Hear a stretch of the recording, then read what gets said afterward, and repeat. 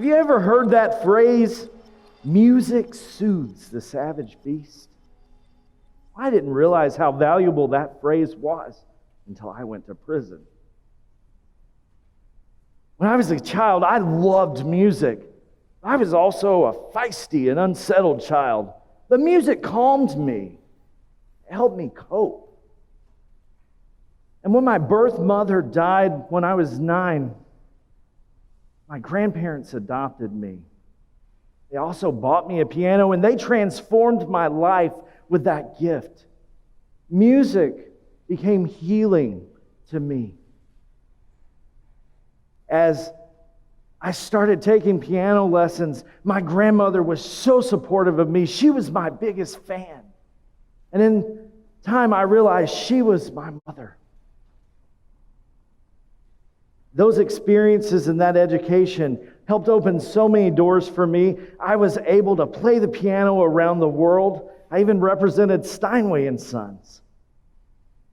But somewhere along the way, I lost my way. I lost my song. I lost my music. Fast forward 15 years, and what feels like a lifetime later, and I was the prey among predators in prison. Daily, I navigated experiences of physical intimidation, and my reaction to them landed me in the category of unpredictable. Nobody wants to mess with an unpredictable person, and that seemed to provide protection for me. So that fear was in time replaced with anger, and I was angry with everybody, especially me.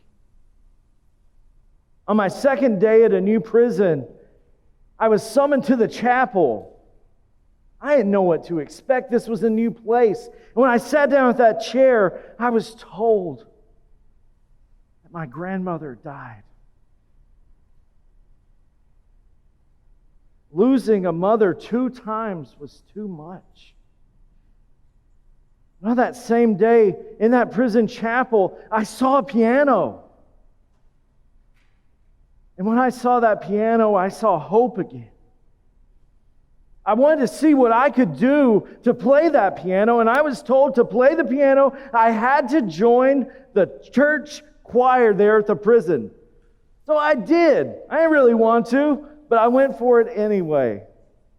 And man, I'm so glad I did. As I started learning how to participate in a prison music program, I saw that so many people wanted to engage with music. And one day the chaplain there heard I could play piano well, and he asked if I would be willing to play a special piece at one of the services he was doing. I agreed.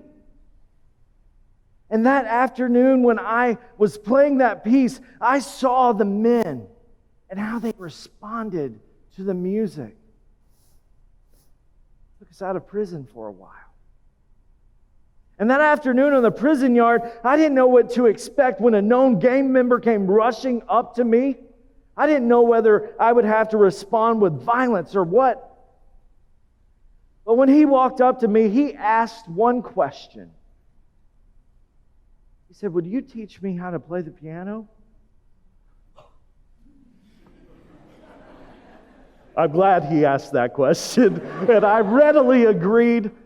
And over time, so many people asked if I would be willing to teach them to play piano. So many, in fact, that I gave up my own practice time so I could teach them piano.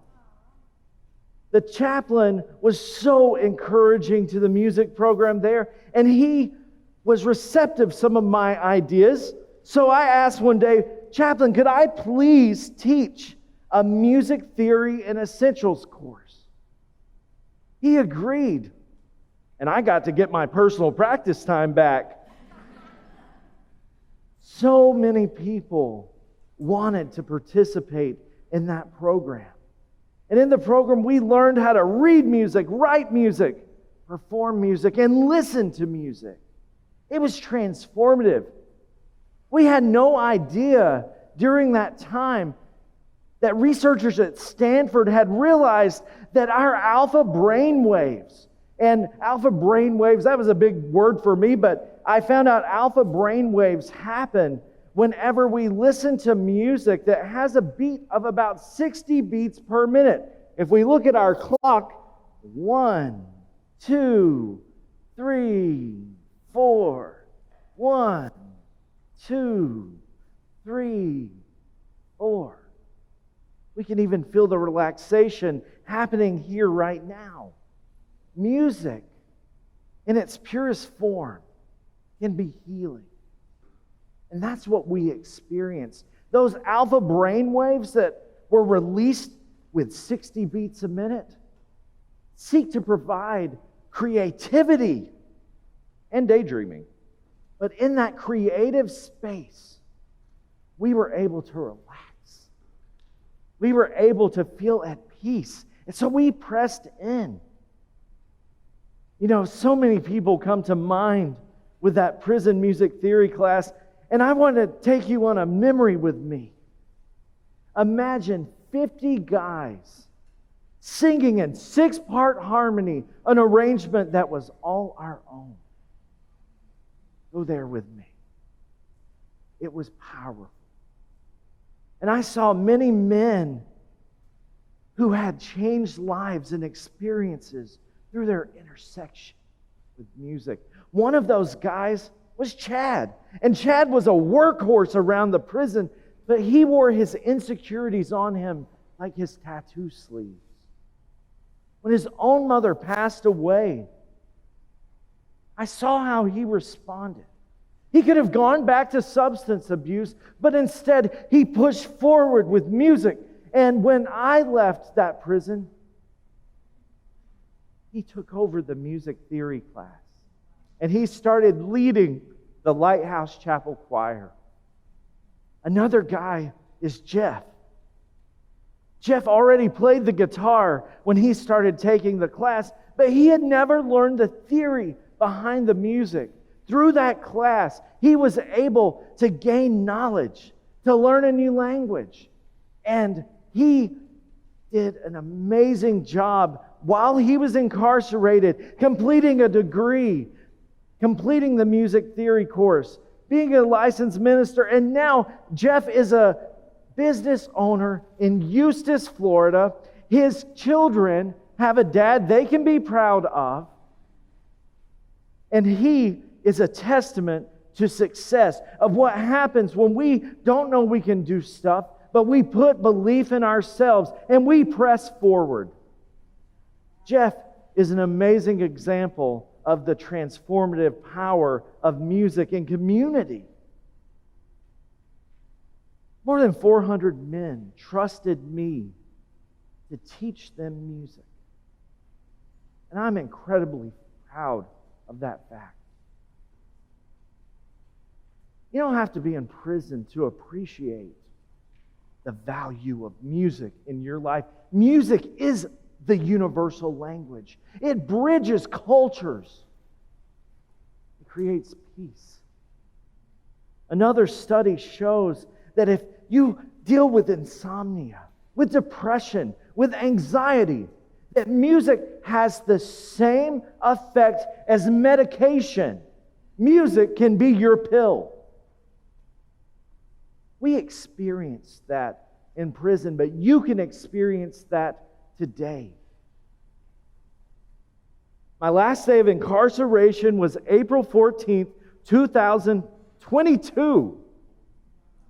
And when I released that entire past and moved forward, that very day, I started as director of music at a church. I had people already wanting me to teach them, people that had never been incarcerated. Music was a bridge that opened so many doors for me following incarceration. It was a universal connection that people feel and that people felt then. Music has opened doors like an upcoming performance at Carnegie Hall. It's opened up doors that have allowed me to already go back into the prison and share music before I was supposed to be able to. And another part that is so dear to my heart is that music helped show me that I could build again. So in June of 2022, I founded the Storm Foundation, which was named in honor and in memory of a good friend of mine named Storm, James Summers, who passed away 3 months before his release after doing almost 15 years. How I wish you could have met him. He believed in people, and he took part in that music theory class. And today, in his honor and his memory, I work with an organization with someone that also intersected with him to provide people who were released from incarceration recovery options, sustainable housing and employment, and music. Thank you. Music can transform life. It's certainly transformed mine. I don't know what you've been through in life. I don't know your journey, but I do know that we all go through periods of stress, of anxiety, depression, loss. And that in those times, if we intersect with music, our lives can be transformed. So I encourage you, if you've never played an instrument, pick one up. If you've played an instrument but put it down, pick it back up.